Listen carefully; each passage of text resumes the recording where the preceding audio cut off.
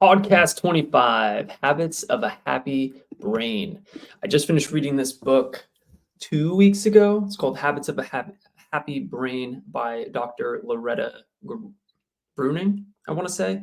And I'd been meaning to make this video, but such is life. I wanted to share with you my biggest takeaways from this, and I think it could be something that could benefit us all.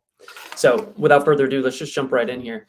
So, the first takeaway was it takes 45 days to rewire your brain electricity, right? Uh, and if you think about how the brain's designed, we are designed to survive, not to thrive. I know that we all know this by now, right? Like we've evolved to be able to simply survive. Now, what goes into survival? Well, you have to not die. So, because of that, our brains naturally are more wired to find negative things, to find pain so that we can avoid it. It is so much harder to be able to wire your brain for gratitude, joy, and essentially happiness. Now, with this in mind, we all have these, I'll say, neural pathways that are already built. We all know this for the most part, and it takes about 45 days to build a new one. So that's really empowering to think about. No matter where you are, what you've done, you've probably heard it takes 21 days to create a habit. Well, it takes 45 days to be able to rewire essentially your brain electricity, which is pretty cool. And we can talk more about that brain electricity after, but that's getting more into the weeds. So the problem with building new pathways is humans believe how they feel now is how they'll feel forever, making the effort of change seem not worth it. This was a huge takeaway because to me, it's like, if we're trying to make a change and our brain is very poor at essentially realizing that, hey, yes, this is painful now, or this is uncomfortable, but this will lead to something so much better down the line. Our brain doesn't think that way. It just thinks about now in a lot of cases, in which case how we solve this is by making whatever you do easy. This is why you hear me say all the time, whatever you do, don't deprive, add, don't subtract. Increase, don't decrease.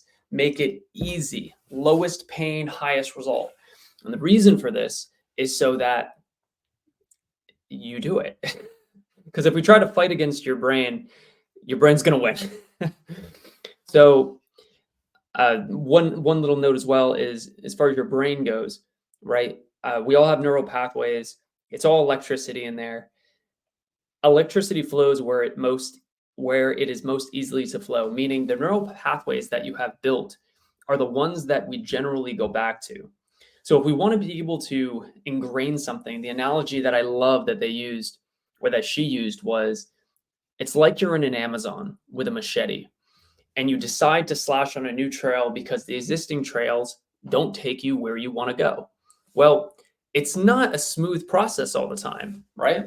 Because as you're going through the forest, you're chopping, and it gets messy, right? It's so much easier to just go back to where you started and go on the well-worn path. But of course, that's not going to take us where we want to go. Now, every step forward can take enormous effort, and all that hard work can feel wasted if it's done just once. But if you slash continuously for 45 days, you build a new path that's easy to access. And the new trail can feel dangerous at first as it's uncharted, but we stay the path because we know that soon it will become normal. And I think that's really profound to think about, right? Whenever we start something, it can feel like, I'll give you an example. If I say to you, hey, for you to really be able to transform your body and sustain it forever, you need to start and never stop again. Now, obviously, logically, that makes a lot of sense, but emotionally, that can feel heavy. That can feel like, oh, never stop again. And the reason that feels heavy is because we're comparing it to what we did in the past, which was very hard. But I can promise you that if you do something that's easy, you will not have that same feeling, right? Think about it. If something feels easy, how long could you do it for? As long as it feels easy, you can do it forever. And the number one reason people do not get to their goal and sustain it forever, who would have guessed it? But it's because they stop. So if we can optimize for the number one reason that people stop, then you'll get there and you win. So that is the key. How can you make it so you do not stop ever? And one of the ways I believe we do that, and you can do that, is by making it easy to start. Low pain, high pleasure, low effort, high reward, and then you go on a feedback loop. And then before you know it, your new trail is worn. And now it doesn't take as much effort to walk on it. And then you stack again and stack again. But whatever action you do preceding happy chemicals, your brain associates good feelings with a new action, even if the action had nothing to do with the reason for the chemicals. This is kind of profound. So it's funny, I don't actually believe I like working out as much as I think I do. And here's why. Because when I exercise without pre-workout or caffeine, I don't really want to work out as much. Now, what does that tell you? Well, it tells you that I probably associate working out to the good feelings that I get from drinking caffeine and pre-workout, potentially. So is that a bad thing? Not necessarily, because I'm always going to have access to pre-workout for the most part, or some type of caffeine. And the pros outweigh the cons. I don't abuse it. And it allows me to be able to always exercise consistently, because my brain goes, hey, exercise equals pleasure. But one of the reasons it does that is because I take about 150 milligrams of caffeine before my workout, right? Which is only about half of what I used to take when I was a kid or a teenager. But that's powerful. So whatever action you do preceding, or whatever emotion you feel, or whatever action you do preceding happy chemicals, your brain associates good feelings with the new action. And that can also be said about actions following, right? We've talked before about creating habits that, or I'll say rewards that follow action. So if you go to the gym or do something good, even if it's easy, you give yourself some type of good feeling and reward after. And there's a lot of different ways you can do that. We've talked about them in other videos. But the more that we can associate, or your brain can associate good feelings to and minimize negative feelings, the more likely you are to stick to it. And just a quick note on this, because I just started working out with my dad. My dad's never exercised consistently before, and we're getting him fit before his 64th birthday. And like one of the things that he was really surprised about, he finished his first workout with me, and he's like, wow, you don't work that hard. He's like, that was easy, which I thought was hilarious. And the reason that I purposefully lowered the intensity of the workout was that's what I wanted him to feel. I wanted him to finish the workout with, that's it. And I feel pretty good about myself. And it wasn't that hard. The pain wasn't really there. He was expecting it to be way worse. And was he sore the next few days? Like, sure, but it wasn't that bad. So we're minimizing pain, and then of course maximizing the pleasure, because I'm complimenting him the whole time and doing a bunch of other stuff to maximize pleasure. But just a couple quick notes here, right? Because I believe we all believe we're logical, and we all make logical decisions all the time. But the fact of the matter is we are emotional creatures, and the more that we can align with our emotional selves, the easier this whole process will be. So another note I wrote down was, while cortisol is high, it's common to find more threats that keep that cortisol high, which can lead to a feedback loop. This is really powerful, because I've definitely found myself here, and I never really recognized this. And the note under this is, distraction is a powerful tool that when cortisol and stress is released, it takes about 2 hours for cortisol to metabolize in the body. So the point of all that is, while cortisol is high and you're stressed out, so of course, in today's day and age, cortisol doesn't just get released when we're in mortal danger. Actually, probably you're never in really mortal danger, but our brain makes us think we are. So we get cut off on the highway, which I guess could be mortal danger, but usually it's not. Or a coworker says something about us, or there's just something social that, we get in a fight with our significant other, whatever it is, cortisol is released. And while cortisol is released, it's very common for your brain to find more problems, because as it finds more problems, if your brain already thinks that you're going to die and you're in mortal danger, it wants to find more so that you don't die, right?